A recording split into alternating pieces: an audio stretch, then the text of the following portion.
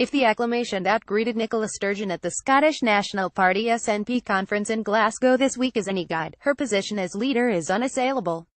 But there is no masking the fact that her party is in a more difficult situation than at any point since she succeeded Alex Salmond in 2014. After an astonishing result in the 2015 British general election, in which the Scottish Nationalists came within 3 seats of a clean sweep, the party was brought back to earth in the snap election last June, when it lost 21 of the 56 seats it won in 2015, including those of Salmond and Deputy Leader Angus Robertson. The reversal was widely blamed on Sturgeon's demand for a second referendum on Scottish independence. A majority of Scottish voters opposed Brexit in last year's referendum, but initial SNP hopes that the UK's impending departure from the European Union would give new impetus to the separatist cause have dimmed with the passing months. In any political party, success conceals internal divisions while setbacks magnify them.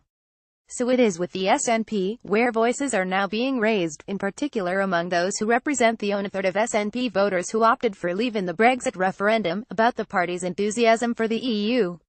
Another point of disagreement is the timing of the next independence referendum.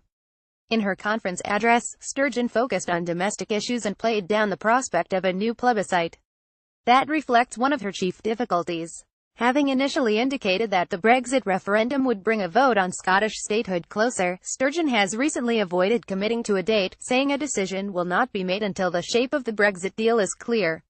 It's a position that sounds far too vague to the more impatient party members. The Scottish National Party is in a more difficult situation than at any point since Nicola Sturgeon above succeeded Alex Salmond in 2014. Photograph Robert Perrieppa in the background. Meanwhile, are persistent policy headaches facing the SNP-led coalition that Sturgeon presides over as First Minister. Pressure on the public finances makes it a challenge for the Scottish Government to fulfil SNP election promises, which include the lifting of a public sector pay cap. Aware that its electoral fortunes hinge on its performance in government, the SNP must tack left so as to confront a resurgent Labour Party under Jeremy Corbyn, but must also ensure it can put up a fight to regain former strongholds in the northeast that fell to the Scottish Conservatives in June.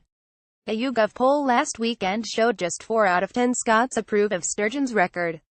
The SNP nonetheless has plenty going for it. It remains the dominant party in Scotland, and unless there is an early UK election it has several years to rebuild and re-energise its base before having to face the voters again. But Brexit remains the wild card that could change everything.